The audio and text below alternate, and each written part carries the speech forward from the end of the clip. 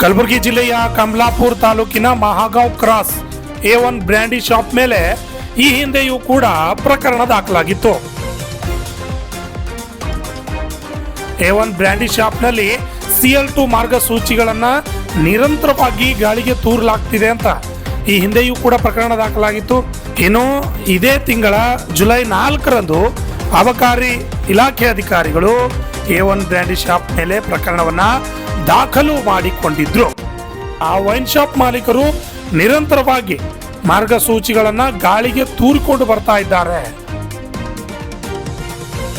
ಕರ್ನಾಟಕ ಅಬಕಾರಿ ಕಾಯ್ದೆ 1965 ಕಲಂ 36-45 ಅನ್ವಯ ಪ್ರಕರಣವನ್ನ ಈ ಒಂದು ತಿಂಗಳ ಹಿಂದೆಯೇ ದಾಖಲು ಮಾಡಿಕೊಳ್ಳಲಾಗಿತ್ತು. ಆದರೂ ಕೂಡ ವೈನ್ ಶಾಪ್ ಮಾಲೀಕರು ಜಾಗೃತವಾಗಿಲ್ಲ, ನಿರಂತರವಾಗಿ ಮಾರ್ಗಸೂಚಿಗಳನ್ನ ಗಾಳಿಗೆ ತೂರ್ತಾ ಇದ್ದಾರೆ. ಹಾಗಾದ್ರೆ ಇವ್ರ ಮೇಲೆ ಕ್ರಮಕ್ಕೆ ಅಬಕಾರಿ ಜಿಲ್ಲಾಧಿಕಾರಿಗಳು ಮುಂದಾಗ್ತಾ ಇಲ್ಲ ಯಾಕೆ ಅನ್ನೋ ಪ್ರಶ್ನೆ ಕಾಡ್ತಾ ಇದೆ.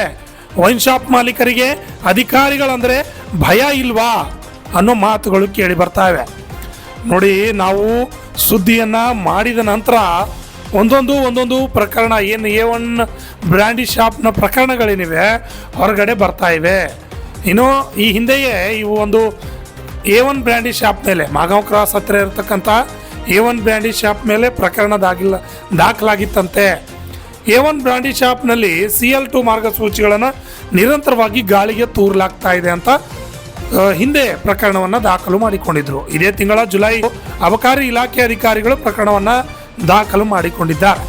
ಆದರೂ ಕೂಡ ವೈನ್ ಶಾಪ್ ಮಾಲೀಕರು ಯಾವುದೇ ರೀತಿಯಾಗಿ ಮುಂದಾಲೋಚನೆಯನ್ನು ಮಾಡದೆ ದರ್ಪವನ್ನು ತೋರ್ತಾ ಇದ್ದಾರೆ ಅಂತ ತಿಳಿದು ಬರ್ತಾ ಇದೆ. ಮಾರ್ಗಸೂಚಿಗಳನ್ನು ನಿರಂತರವಾಗಿ ಗಾಳಿಗೆ ತೂರ್ತಾ ಇದ್ದಾರೆ. ಇನ್ನು ಈ ವೈನ್ ಶಾಪ್ ಮಾಲೀಕರು ಇಲ್ಲಿಯವರೆಗೂ ಕೂಡ ಜಾಗೃತ ಆಗ್ತಾ ಇಲ್ಲ ಯಾಕೆ ಅನ್ನೋ ಪ್ರಶ್ನೆಗಳು ಕೂಡ ಕೇಳಿ ಬರ್ತಾ ಇದೆ. ಒಂದು ತಿಂಗಳ ಹಿಂದೆಯೇ ಕೂಡ ಪ್ರಕರಣ ದಾಖಲಾಗಿತ್ತು, ಆದರೂ ಕೂಡ ವೈನ್ ಶಾಪ್ ಮಾಲೀಕರು ಜಾಗೃತ ಆಗಿಲ್ಲ.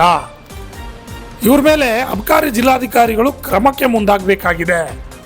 ವೈನ್ ಶಾಪ್ ಮಾಲೀಕರಿಗೆ ಅಧಿಕಾರಿಗಳಂದ್ರೆ ಏನು ಅನ್ನೋದ್ರ ಬಗ್ಗೆ ತಿಳಿಸಬೇಕಿದೆ ಅಧಿಕಾರಿಗಳು. ಅಬಕಾರಿ ಜಿಲ್ಲಾಧಿಕಾರಿಗಳು ಈ ಒಂದು ವೈನ್ ಶಾಪ್ ಮೇಲೆ ಕ್ರಮಕ್ಕೆ ಮುಂದಾದರೆ ಮುಂದಿನ ವೈನ್ ಶಾಪ್ಗಳು ಜಾಗೃತವಾಗ್ತಾರೆ. ಮುಂದಿನ CL2 ವೈನ್ ಶಾಪ್ ಆಗಿರಲಿ, ಬೇರೆ ಬೇರೆ ವೈನ್ ಶಾಪ್ಗಳಾಗಿರಲಿ ಮಾರ್ಗಸೂಚಿಗಳನ್ನು ಪಾಲನೆ ಮಾಡ್ತಾರೆ. ಸೂಕ್ತವಾದ ಕ್ರಮವನ್ನು ಇಂತಹ ವೈನ್ ಶಾಪ್ಗಳ ಮೇಲೆ ಆಗಬೇಕಾಗಿದೆ. ಮುಂದೆ ಅಧಿಕಾರಿಗಳು ಏನು ಮಾಡ್ತಾರೆ ಅನ್ನೋದನ್ನು ಕಾದು ನೋಡಬೇಕಾಗಿದೆ.